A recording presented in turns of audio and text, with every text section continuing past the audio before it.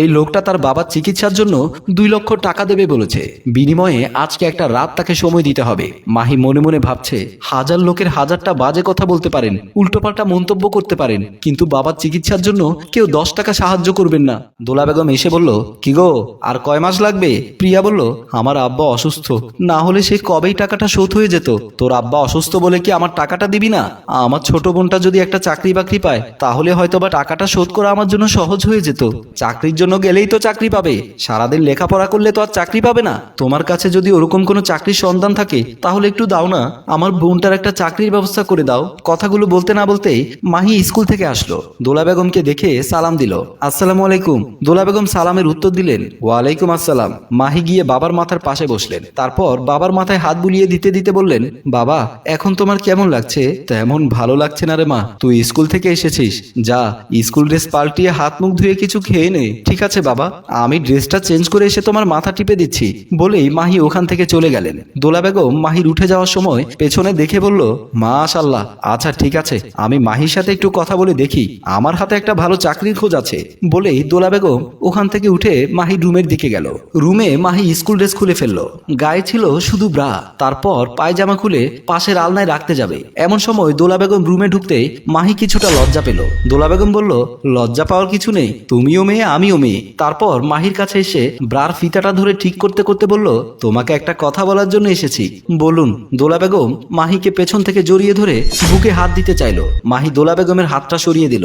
দোলা বেগম একটু মুচকি হেসে বলল, আমার হাতে ভালো একটা চাকরির সন্ধান আছে, তাহলে আমাকে একটু ব্যবস্থা করে দিন। তখন দোলা বেগম এদিক ওদিক তাকিয়ে বলল, তোমাকে একটা কথা বলি।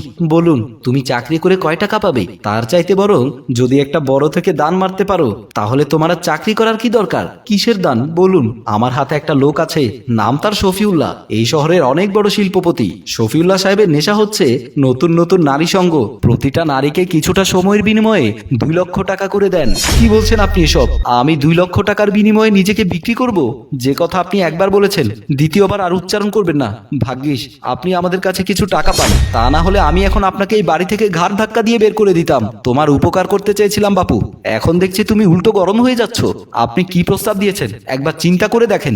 সমস্যা কি? শফিউল্লাহ সাহেব 5 মিনিট তোমাকে নিয়ে আদর মহব্বত করবে, তারপর তুমি গা গোসল দিয়ে ফ্রেশ হয়ে যাবে।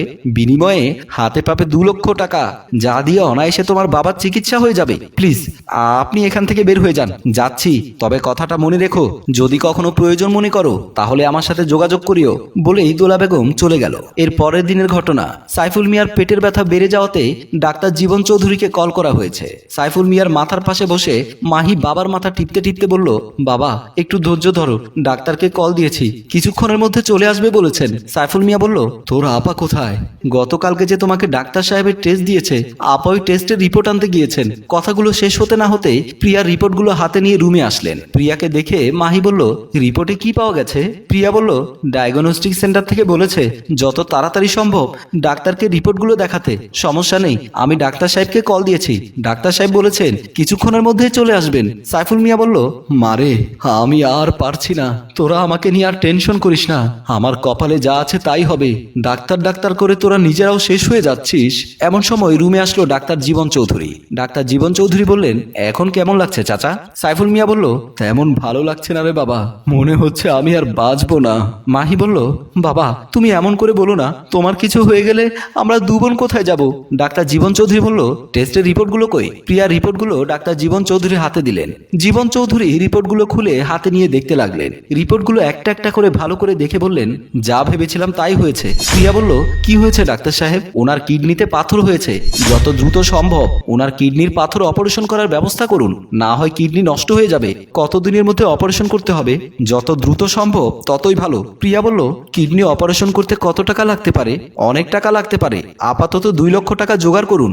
বলেই ডাক্তার চলে গেলেন। প্রিয়া হাউমাউ করে কাঁদতে লাগলেন। মাহি কি করবে বুঝে উঠতে পারছে না। মাহি ভাবলো যে কোনো মূল্যে বাবাকে বাঁচাতে হবে, তাই মাহি আর 7-5 না ভেবে দোলা বেগমের সাথে দেখা করার জন্য চলে গেলেন। দোলা বেগম রুমে বসে বসে পান চিবুচ্ছেন। এমন সময় মাহি এসে ওনার পাশে বসলেন। মাহিকে দেখে দোলা বেগম বললেন, কি ব্যাপার, কি মনে করে? মাহি বলল, আমি আপনার প্রস্তাবে রাজি, আমার যে কোনো মূল্যে 2 লক্ষ টাকা লাগবে। 2 লক্ষ কেন? তুমি যদি উনাকে খুশি করতে পারো উনি আরো বেশি টাকা তোমাকে দিতে পারেন। আমি উনাকে কিভাবে খুশি করব? আমি তো আগে কখনো ওসব করিনি। বোকা মেয়ে, ওসব জানতে হয় না, আপনা আপনি সব হয়ে যায়। তুমি তুমি শুধু উনার সামনে গিয়ে স্কুল ড্রেসটা খুলবে, তোমার গা গত দেখে উনার এমনিতেই দাঁড়িয়ে যাবে। কি দাঁড়িয়ে যাবে? ওরে বোকা মেয়ে, ঘুমিয়ে থাকা কাল সাপ ফনা তুলবে। মাহি বলল, সাপ কামড় দিলে তো আমি মরে যাব। এই সাপ কামড় দেয় না, জায়গা বরাবর গিয়ে বিষ ঢেলে দেয়। মাহি অবাক হয়ে বলল, বিষ? দোলা বেগম বলল, এটা রসালো বিষ, যতই তোকে ঢালবে ততই তুই মজা পাবি। মাহি বলল, এতই যদি মজা পান তাহলে আপনি যান না কেন? আমি তো যেতে চাই, কিন্তু শালা শফিউল্লাহ আমারে নেয় না কেন?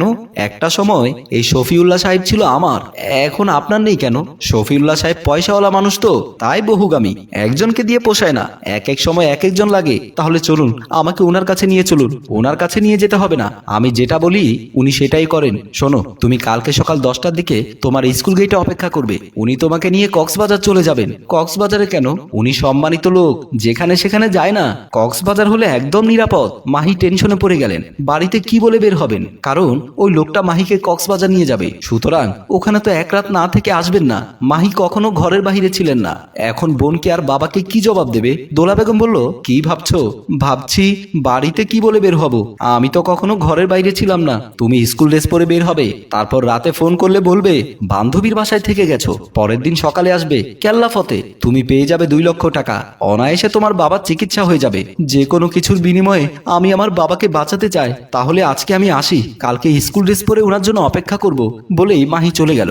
কথা মতো মাহিকে নিয়ে শফিউল্লাহ সাহেব কক্সবাজারে চলে আসলেন। ওরা কক্সবাজারের একটা রেস্টুরেন্টে বসে নাস্তা করছেন। শফিউল্লাহ সাহেব এক হাতে মাহির এক হাত ধরে আছেন, অন্য হাতে কফি পান করছেন। মাহির মনটা খুবই খারাপ। একদিকে মৃত্যু সজ্জায় বাবা, আর অন্যদিকে নারীর সবচাইতে মূল্যবান জিনিসটা হারানোর ভয়। কোনো উপায় নেই, আজকে তাকে বিসর্জন দিতেই হবে, তার জীবনের সবচাইতে মূল্যবান সম্পত্তি। এই ভয়ে মনের মধ্যে দুরুদুরু করছে।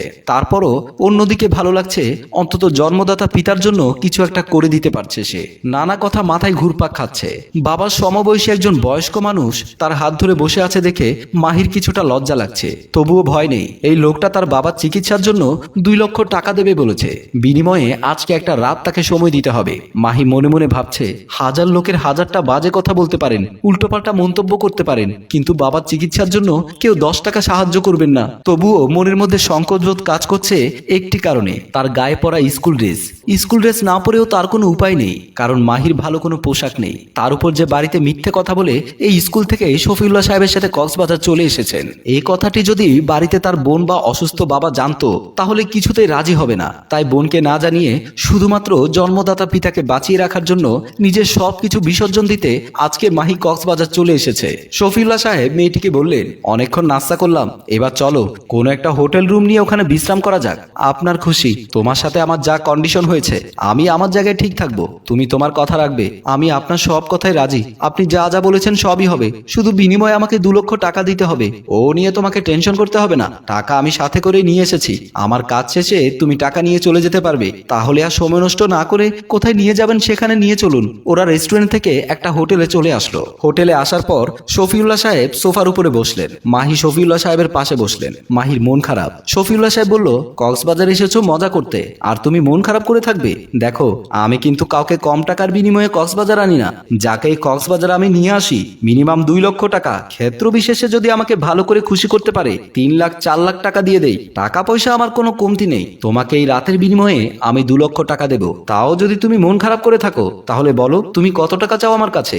আমার বেশি টাকার দরকার নেই, শুধু আমার বাবার কিডনির অপারেশন করতে যত টাকা লাগে ওই টাকাটাই দিন, এবং আপনি যখন খুশি আমাকে ব্যবহার করুন। তোমার বাবার কিডনির অপারেশন মানে? আমি তো বিষয়টা বুঝতে পারছি না। তখন মাহি শফিউল্লাহ সাহেবের সাথে কক্সবাজারে আসার কারণ এবং কেন টাকা দরকার সবকিছু খুলে বলল। সবকিছু শোনার পর শফিউল্লাহ সাহেব বলল, সমস্যা নেই, তুমি টেনশন করো না, তোমার বাবার চিকিৎসার জন্য যত টাকা লাগে আমি দেব, তুমি আমাকে ভালোভাবে খুশি করে দাও। মাহি দাঁড়িয়ে স্কুল ড্রেসটা খুলতে লাগলো। শফিউল্লাহ সাহেব দেখলো সদ্য প্রস্ফুটিত গোলাপটি উনার সামনে দাঁড়িয়ে। মাহির দুধে আলতা গায়ের রং শফিউল্লাহ সাহেবের চোখ জুড়িয়ে গেল।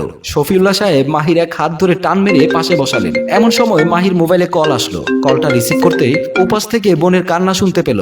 মাহি জিজ্ঞেস করলো, আপু কি হয়েছে, তুমি কাঁদছো কেন? সাইফুল মিয়ার লাশ নিয়ে কাঁদছিল প্রিয়া। প্রিয়া বলল, মাহি, আমাদের বাবা আর বেঁচে নেই, কিছুক্ষণ আগে বাবা ইহকালের মায়া ত্যাগ করেছেন। মাহি হাউ মাউ করে কাঁদতে লাগলেন, আর শফিউল্লাহ সাহেব মাহির দিকে তাকিয়ে রইলেন। বন্ধুরা, আমাদের গল্পটি আপনাদের ভালো লেগে থাকলে লাইক কমেন্ট শেয়ার করে সবাইকে দেখার সুযোগ করে দিন। এতক্ষণ ধরে গল্পটি দেখার জন্য আপনাকে অসংখ্য ধন্যবাদ।